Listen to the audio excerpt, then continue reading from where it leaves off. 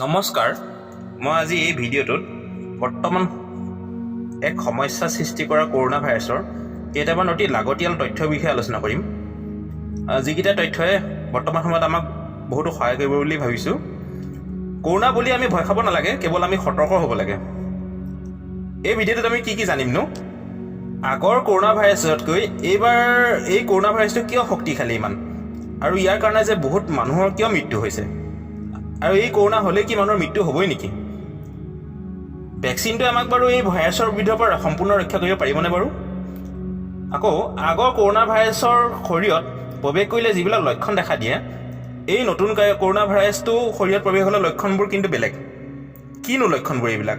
আমি কেনেকৈ গম পাম যে আমাৰ গাত কৰোনা ভাইৰাছ সোমাইছে বা আমাৰ গাত কৰোনাৰ পৰা আমি সংক্ৰমিত হৈছোঁ বুলি? এই কৰোনাৰ পৰা পৰিত্ৰাণ পাবলৈ আমি কি কথা জানিব লাগিব, কি কৰিব লাগিব, আৰু আমি একেলগে কি ধৰণে সজাগ হৈ আমি এই মহামাৰীৰ পৰা মুক্ত পাম? এই ইনফৰ্মেশ্যনখিনি লৈ মই এই ভিডিঅ'টোত আগবঢ়াইছোঁ। আহকচোন ভিডিঅ'টো আলোচনা কৰোঁ। কৰোনা ভাইৰাছৰ কথা মই সুকীয়াকৈ ক'ব নালাগে, সকলোৱে কৰোনা ভাইৰাছ বুলি ক'লে জানে। এইটো চীনৰ উহানত 2019 চনতে ইয়াক চিনাক্ত কৰা হৈছিল, ধৰা পেলাইছিল এই ভাইৰাছটো। এই ভাইৰাছটো প্ৰথমে কিন্তু জন্তুৰ গাতহে আছিল, মানুহৰ গাত নাছিলে। এই মানুহৰ গালৈ জন্তুৰ পৰা সংক্ৰমিত হৈ গ'ল, বিয়পি আহিলে মানুহৰ গালে। বৰ্তমান গোটেই বিশ্বতে এক পলয় নিচিনা পৰিৱেশ সৃষ্টি কৰিছে, কাৰণ কেলৈ গোটেই বিশ্বতে লাখ লাখ মানুহৰ যেতিয়া মৃত্যু হৈছে এই ভাইৰাছবিধৰ কাৰণে মানুহৰ বহুত অসুবিধাৰ সৃষ্টি হোৱা দেখা গৈছে। এতিয়া কি হয়, আমি জানো এটা ভাইৰাছ এজনৰ পৰা আন এজনলৈ বিয়পে। এতিয়া কিদৰে বিয়পিছেনো কৰোনাটো? কৰোনা সংক্ৰমণ কেনেধৰণে হৈছে? এজন যদি কৰোনা সংক্ৰমিত ব্যক্তিয়ে হাঁচিয়ায় বা কাহে, কি হয়, তেতিয়া তেওঁৰ নাক বা মুখৰ পৰা কিছুমান ড্ৰপলেট ওলায়। ড্ৰপলেট বুলি ক'লে সাধাৰণকৈ বুজিবলৈ এনেকৈ ভাবিব লাগিব যে আমি হাঁচিয়াৰ ফলত বা কাহিলে কিবা চিটিকণিৰ নিচিনা কিবা এটা ওলাই যায়। এতিয়া কি হয়, সেই ড্ৰপলেটবিলাকতে কৰোনা ভাইৰাছটো থাকে। এতিয়া সেই সংক্ৰমিত ব্যক্তিজনৰ ওচৰত 1 ফুটৰ ভিতৰত যদি কোনোবা বেলেগ ব্যক্তি থাকে, তেতিয়া সেই ড্ৰপলেটৰ জৰিয়তে কৰোনাৰ ভাইৰাছটো আন এজন ব্যক্তিলৈ গুচি যায়। যিজন ব্যক্তিলৈ যাব তেওঁ নাকৰ জৰিয়তে শৰীৰলৈ প্ৰৱেশ কৰে, আকৌ সিজন ব্যক্তিও ঠিক তেনেধৰণে সংক্ৰমিত হয়। এতিয়া কথাটো হ'ল, এই ভাইৰাছবিধে কি কয়, নাকৰ ভিতৰলৈ শৰীৰলৈ সোমাই যায়, প্ৰৱেশ কৰে, আৰু শৰীৰৰ লাংছ মানে হৈছে হাওঁফাওত আক্ৰমণ কৰে, আৰু এজন সুস্থ মানুহক ৰোগীয়ে কৰি মৃত্যুৰ মুখলৈকে ঠেলি দিব পাৰে। সেইকাৰণে এতিয়া ভাবি চাওকচোন বাৰু, মাস্কখন আমাক কিমান প্ৰয়োজন? আমাক কিয় বাৰু বাৰে বাৰে চৰকাৰৰ ফালৰ পৰা প্ৰশাসনে আমাক কৈ আছে যে মাস্ক পিন্ধিব লাগে? কাৰণ মাস্কখন পিন্ধিলে আমি বহু দূৰ বেমাৰৰ পৰা আমি হাত সাৰিব পাৰোঁ। গতিকে মাস্কখন আমাৰ অত্যাধিক প্ৰয়োজন। এতিয়া আহোঁ মুখ্য অসুবিধাটো কি হৈছে। যেতিয়া এজন মানুহক ভাইৰাছটোৰ দেহত প্ৰৱেশ কৰাৰ পিছত মানুহজনে গমেই নাপায় যে মোৰ দেহৰ গাত কৰোনা ভাইৰাছটো প্ৰৱেশ হ'ল, আৰু মানুহজনে গম নোপোৱাকৈ বহুত দিন সেনেকৈ থাকে, কাৰণ লক্ষণটো পোনপ্ৰথমে দেখা নিদিয়ে। কাৰণ কেলৈ, আমাৰ গাটো এটা ৰোগ প্ৰতিৰোধ ক্ষমতা আছে, এণ্টিবডি ছিষ্টেম আছে, যিটো আমাৰ বেমাৰৰ পৰা ৰক্ষা কৰিবলৈ বিচাৰে। ই বেমাৰটোৰ বিৰুদ্ধে, ভাইৰাছটোৰ বিৰুদ্ধে যুঁজি থাকে, সদায় যুঁজে। যেতিয়া প্ৰৱেশ কৰি যুঁজে, মানে যুদ্ধ কৰি থাকে, কাৰণ আমাৰ দেহত সেইটো ছিষ্টেম আছেই। কিন্তু এতিয়া কি হয়, লক্ষণবোৰ দেখা দিলেও আমি কি হয়, ধৰিবই নোৱাৰে মানুহজনে, বা আওকাণ কৰে। এতিয়া বেমাৰটো যেতিয়া একেবাৰে বহুতখিনি বেছি হৈ যায়গৈ, তেতিয়াহে তেওঁ অনুভৱ কৰে যে তেওঁৰ শৰীৰত কিবা এটা পৰিৱৰ্তন হৈছে, আৰু তেতিয়া টেষ্ট কৰাৰ জৰিয়তে তেওঁ ধৰা পৰে যে তেওঁ কৰোনা হৈছে। কিন্তু তেওঁ যিমান দিন যে কৰোনা ভাইৰাছটো গাত আছিল তেওঁ গম নাপালে। তেতিয়া তেওঁতো বহুত মানুহৰ লগত মিলা প্ৰীতি বা সানমিহলি হৈ একেলগে মানুহৰ লগত সম্পৰ্কত আছিলে। তেতিয়া বেলেগ মানুহৰতো তেওঁ কৰোনা ভাইৰাছটো বিলাই দিলে। এই ব্যৱস্থাটোৰ জৰিয়তে এই ভাইৰাছটো দ্ৰুতগতিত সংক্ৰমণ হৈছে। আমি ধৰা পেলোৱালে ভাইৰাছটোক কেইবাজনো গাত বিয়পাই দিয়া হয়, আৰু এইদৰে আজি লাখ লাখ মানুহৰ যে সংক্ৰমণ হৈছে, ইয়াৰ মূল কাৰণটো এইটোৱেই। সেইকাৰণে আমাৰ শৰীৰটো ঈশ্বৰে এক শক্তি দিছে, যাতে যিটো শক্তি বেমাৰৰ পৰা আমাৰ ৰক্ষা কৰিব পাৰে। কিন্তু ভাইৰাছবিধক ইমানেই শক্তিশালী, আমাৰ এই ৰোগ প্ৰতিৰোধ ক্ষমতাটোৱেও তাক ৰক্ষা কৰিব নোৱাৰে, আৰু শেষত তাৰ ভাইৰাছটোৱে এই শক্তিশালী ৰূপত সৃষ্টি হৈ যায়। গতিকে সেইকাৰণে মানুহজন ৰোগীয়া হৈ পৰে, বা উশাহ নিশাহ লোৱাত অসুবিধা হয়, বহুত কিবাকিবি অসুবিধাৰ সৃষ্টি হয়। এতিয়া হ'ল আহোঁ, এই ভাইৰাছটো নিজকে সলনি কৰি থাকে বুলি কৈছে। বৰ্তমান কৰোনা ভাইৰাছটো কিন্তু আগৰ কৰোনা ভাইৰাছতকৈ শক্তিটো বেছি, মানে ই সলনি হ'ল। এতিয়া কি হ'ল কথাটো, বৰ্তমান এই কৰোনা ভাইৰাছটো ব্ৰিটেইনত সৃষ্টি হ'ল। এজন মানুহৰ পৰা কৰোনা ভাইৰাছ আন এজনলৈ বিয়পাৰ লগে লগে ভাইৰাছটোৱে নিজকে সলনি কৰে। এই প্ৰক্ৰিয়াটো সলনি হোৱা প্ৰক্ৰিয়াটো বৈজ্ঞানিক ভাষাত মিউটেশ্যন বুলি কয়। এই কাৰ্য এটা প্ৰক্ৰিয়াৰ জৰিয়তে হয়, কিন্তু বৰ্ণনা মই এই ভিডিঅ'টো নকৰোঁ, কৰিলে বহু ভিডিঅ'টো দীঘলীয়া হৈ যাব। এই কাৰ্য প্ৰাকৃতিকভাৱে নিজে নিজে হয়। এই ব্ৰিটেইনৰ মিউটেড ভাইৰাছটো, নতুন ভাইৰাছটো ৰূপ লোৱা ভাইৰাছ আগৰ ভাইৰাছতকৈ শক্তি বেছি, সংক্ৰমণৰ পৰিমাণো বেছি। ইয়াত আগৰ ভাইৰাছতকৈ 40% পৰা প্ৰায় 70% ইয়াৰ সংক্ৰমণৰ পৰিমাণ বেছি। আৰু এই ভাইৰাছৰ নাম বিজ্ঞানীসকলে 2.0 বুলি নামাকৰণ কৰিছে। ই বৰ্তমান বহুত দ্ৰুতগতিত আন এজনলৈ গুচি যায়। কম সময়তে বহুত মানুহৰ একেলগে সংক্ৰমিত হোৱাৰ কাৰণে কি হৈছে, বহুত মানুহক একেলগে চিকিৎসাৰ প্ৰয়োজন হৈছে। আৰু আমি জানো এই বেমাৰ হ'লে কি হয়, হাওঁফাওঁত আক্ৰমণ কৰে আৰু তাৰ ফলত আমাৰ ৰোগীৰ উশাহ নিশাহত কষ্ট পায়, উশাহ নিশাহ ল'ব নোৱাৰে আৰু ফলত সুকীয়াকৈ অক্সিজেন দিবৰ প্ৰয়োজন হয়। অক্সিজেন চিলিণ্ডাৰৰ জৰিয়তে অক্সিজেন দিয়াৰ প্ৰয়োজন হয়। এতিয়া কি হৈছে, বহুত সংখ্যক ৰোগীটো একেলগে সংক্ৰমণ হৈছে, বহুত সংখ্যক ৰোগী একেলগে অক্সিজেনৰ প্ৰয়োজন হৈছে। এতিয়া ইমান সংখ্যক ৰোগীক একেলগে অক্সিজেন দিবলৈও সমৰ্থ হোৱা নাই মেডিকেলবিলাকে, আৰু চিকিৎসালয়বিলাকত ইমান অক্সিজেনো যোগান নাই। গতিকে আমি শুনিছোঁ, নিউজত পাইছোঁ অক্সিজেনৰ অভাৱত মহাৰাষ্ট্ৰত বহুত মানুহ মৰিছে, কাৰণ একেলগে বহুত মানুহক অক্সিজেনৰ প্ৰয়োজন হৈ গৈছে আৰু ইমানখিনি অক্সিজেনটো মজুত নাথাকে মেডিকেলবিলাকত। গতিকে অক্সিজেনৰ অভাৱতে বহুত মানুহৰ মৃত্যু হৈছে।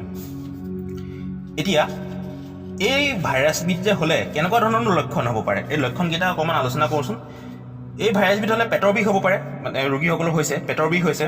আগৰ ভাইৰাছটো কিন্তু ডিঙিৰ খেচখেচনি হয়, প্ৰথমতে আৰম্ভণি হ'লে হাঁচি আহে, ডায়েৰিয়া হৈছে, বমি হৈছে, জ্বৰ হয়। আগৰ ভাইৰাছবোৰ হোৱাৰ লগে আগৰ পুৰণা কৰোণাটোৰ কথা কৈছোঁ মই, তাৰ লক্ষণটোৰ কথা কৈছোঁ। সেয়া হোৱাৰ লগে লগে কি হৈছিলে, উশাহ নিশাহত কষ্ট হয়, জ্বৰ হয়। এইবাৰ নতুন ভাইৰাছটো হ'লে চকুত পানী আহে, চকুৰ দি পানী ওলায়, উশাহ নিশাহতো কষ্ট হ'বই, এইটোতো থাকিবই। কিছুমানৰ আকৌ জ্বৰ হয় আৰু দুৰ্বল অনুভৱ হয়। সৰু ল'ৰা ছোৱালীৰ ক্ষেত্ৰত কি হৈছে দেখা গৈছে, চকু ৰঙা পৰা দেখা গৈছে ভাইৰাছটো হোৱাৰ পিছত, সংক্ৰমণ হোৱাৰ পিছত ভাইৰাছবিধৰ। এতিয়া কথাটো হ'ল এনেকুৱা, এই লক্ষণকেইটা হ'লে যে কৰোণা হ'ব তেনেও নহয় আকৌ। কাৰণ কেলৈ, এই লক্ষণকেইটা আমাৰ শৰীৰত বিভিন্ন ধৰণৰ বেমাৰ আছে, বেলেগ বেলেগ বেমাৰো হ'ব পাৰে। বা এই লক্ষণকেইটা নহ'লে যে বেমাৰ নহ'ব তেনেও নহয়, কাৰণ কিছুমান মানুহৰ দেখা গৈছে লক্ষণ নেদেখাকৈ কৰোণা ভাইৰাছ হৈছে। গতিকে লক্ষণকেইটাৰ ওপৰত অকল নিৰ্ভৰ কৰিয়ে যে কৰোণা হৈছে সেইটো ক'ব নোৱাৰি কেতিয়াও, কাৰণ টেষ্টটো অত্যন্ত প্ৰয়োজন। টেষ্ট কৰিলেহে গম পোৱা যাব যে মানুহজনৰ দেহত কৰোণা হৈছে নে নাই। এতিয়া নেক্সট ভেকচিনৰ কথা।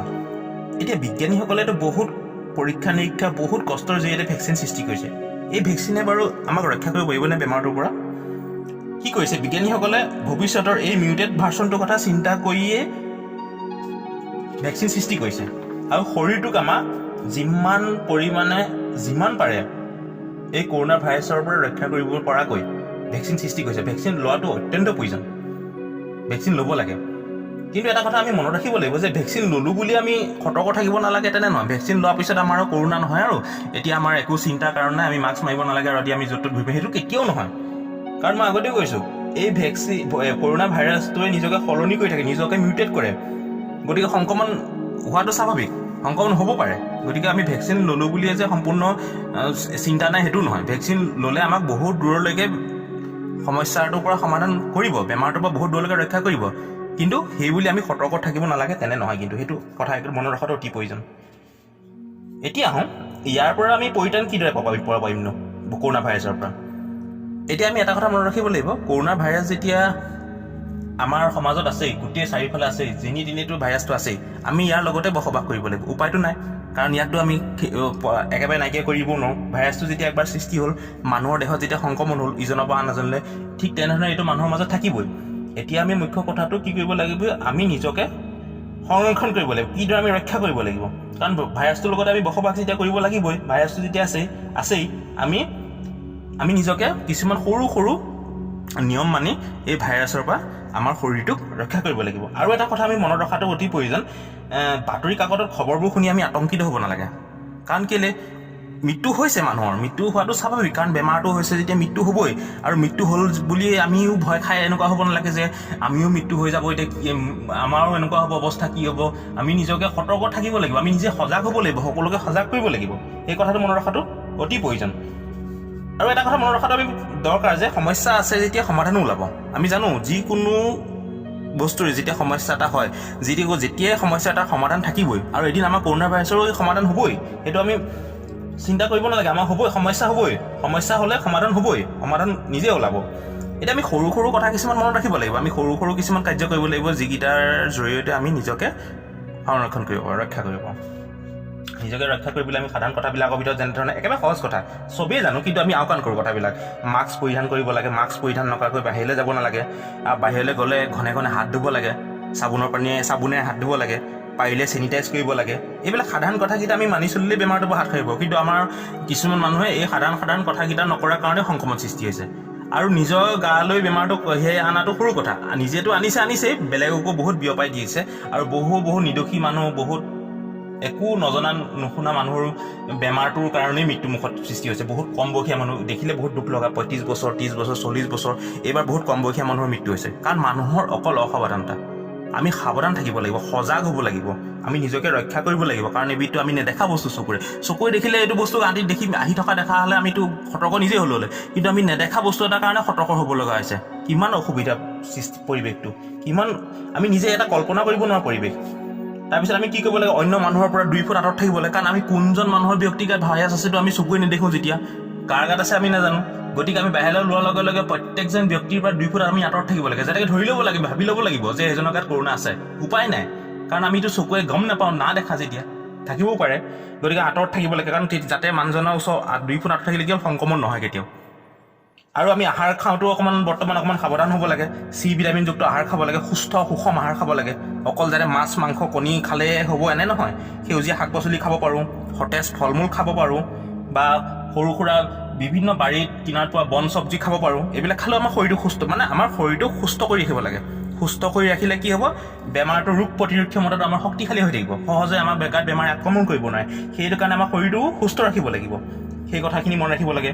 আকৌ বৰ্তমান ঘৰৰ পৰিৱেশবিলাক খুব চাফ চিকুণ কৰি থ'ব লাগে, ঘৰৰ ভিতৰৰ হওক বাহিৰৰ হওক, দৰ্জা খিৰিকী এইবিলাক মেলি থ'ব লাগে যদি ওচৰৰ পৰিৱেশ ভাল হয়, যাতে মুক্ত নিৰ্মল বতাহ ঘৰৰ কোঠাৰ ভিতৰত প্ৰৱেশ কৰে, সেয়া চাব লাগে। ভেণ্টিলেটৰবিলাক খুলি থ'ব লাগে। এইদৰে আমি সাধাৰণ কামকেইটা কৰিলেই হ'ল, বিশেষ ডাঙৰ কাম একো কৰিব নালাগে।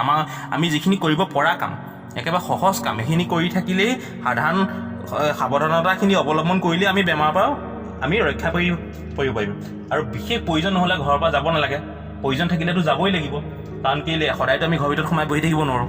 আৰু বাহিৰলৈ গ'লে আমি মাস্ক যিকেইটা মই ক'লোঁ সাৱধানতাকেইটা, সেই সাৱধানকেইটা অৱলম্বন কৰিব লাগে। এইদৰে আমি নিজকে বচাই কৰোণাৰ পৰা যুঁজখনত আমি জয়ী হ'বই লাগিব। কাৰণ কেলৈ, বেমাৰটো যেতিয়া আমাৰ লগত আছেই, আমি বেমাৰটোৰ পৰা আমি হাত সাৰি থাকিব লাগিব। আৰু আমি নিজকে সুস্থ কৰি আমাৰ নিজৰ পৰিয়ালটোক সকলোকে সুস্থ কৰি ৰাখিবই লাগিব। এইদৰে যিমান পাৰোঁ মই কৰোণা বিষয়টো অতি কম সময়ৰ ভিতৰত মই ভিডিঅ'টোত বৰ্ণনা কৰিবলৈ চেষ্টা কৰিছিলোঁ। আৰু বহুখিনি কথা ক'ব লগা থাকিলে, ইয়াৰ কথা ক'লে আদায় নহয়, আৰু ভিডিঅ'টো বহুত দীঘল হৈ যাব। সেইকাৰণে মই অতি কম সময়ত যিমান পাৰোঁ অতি দৰকাৰী কথাকেইটা কৈ ভিডিঅ'টোত মই সোমোৱাবলৈ চেষ্টা কৰিছিলোঁ। যদি ভিডিঅ'টো ভাল লাগিছে লাইক কৰিব, আৰু কিবা এটা নতুন তথ্য যদি ভিডিঅ'টোত জনাৰ নিচিনা অনুভৱ কৰিছে, অনুগ্ৰহ কৰি শ্বেয়াৰ কৰি দিব ভিডিঅ'টো, আৰু চেনেলটো ছাবস্ক্ৰাইব কৰিব। ধন্যবাদ।